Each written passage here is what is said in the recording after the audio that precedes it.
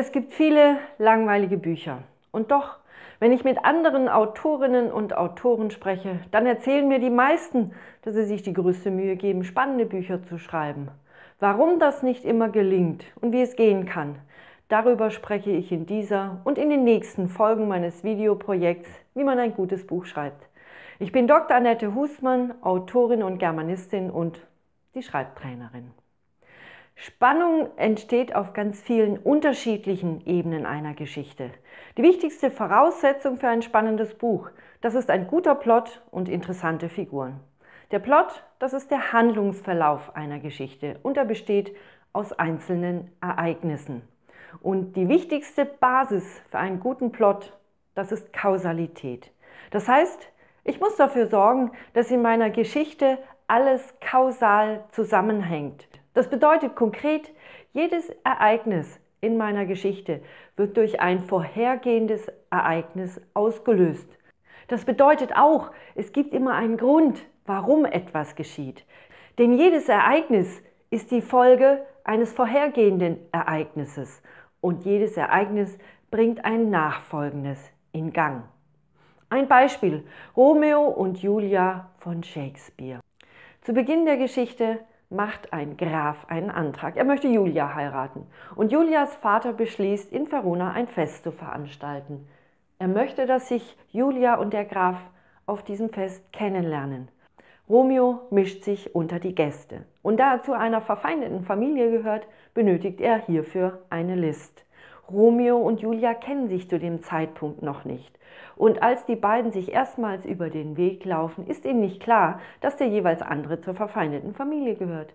Die beiden lernen sich auf diesem Fest kennen und lieben. Und als sie sich kurz darauf gegenseitig ihre Liebe bekennen, wird ihnen klar, dass ihre Familien niemals einer Verbindung zustimmen würden. Sie beschließen, heimlich zu heiraten. Doch das Fest hatte noch eine andere Folge. Dort kam es zu weiteren Auseinandersetzungen zwischen den verfeindeten Familien. Und nun kommt es zu einem Kampf, in dessen Verlauf Romeo unter tragischen Umständen einen Verwandten von Julia tötet. Daraufhin wird er aus der Stadt verbannt. Er muss gehen und Julia soll überstürzt den Grafen heiraten. Julia ist aber nun verheiratet, was ihre Familie nicht weiß. Um dem überstürzt angesetzten Hochzeitsfest zu entkommen, greift sie zu einer List. Sie nimmt einen Schlaftrunk zu sich, der sie in einen todesähnlichen Schlaf versetzt. Romeo hört in seiner Verbannung von ihrem Tod und die Nachricht Julias, dass es sich nur um eine List handelt, die erreicht ihn nicht. Er kommt in die Familiengruft, findet sie aufgebahrt vor und nimmt Gift. Er bringt sich um, aus Kummer. Kurze Zeit darauf wacht Julia aus ihrem todesähnlichen Schlaf auf, findet ihren Geliebten neben sich tot vor, greift zu seinem Dolch und bringt sich ebenfalls um. Alle Ereignisse in dieser Geschichte stehen in engem kausalen Zusammenhang. Zu Beginn der Antrag des Grafen, das auslösende Ereignis, hat dafür gesorgt, dass eine Kette von Ereignissen in Gang gesetzt wird, die unaufhaltsam auf dieses tragische Ende zusteuert. Das heißt, jedes Ereignis wird von einem vorhergehenden Ereignis ausgelöst und jedes bringt ein nachfolgendes in Gang. So hat es auch bereits Aristoteles beschrieben in seinem Buch Poetik. Er hat gesagt, das Geschehen muss so zusammengefügt sein, dass das Ganze sich verändert oder durcheinander gerät, wenn ein Teil umgestellt oder weggenommen wird.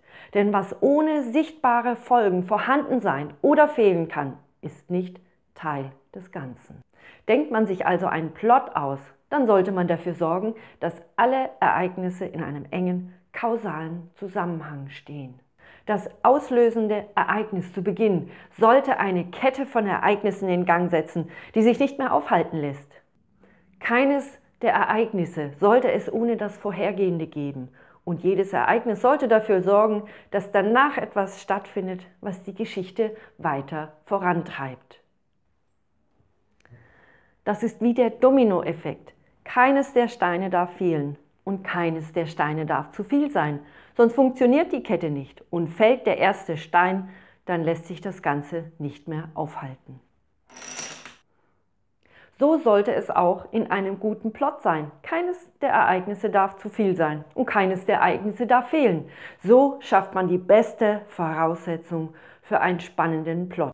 Ich bin Dr. Annette Husmann und mehr über mich und das Schreiben von Romanen findet man auf meinem Blog www.dieschreibtrainerin.de. Vielen Dank.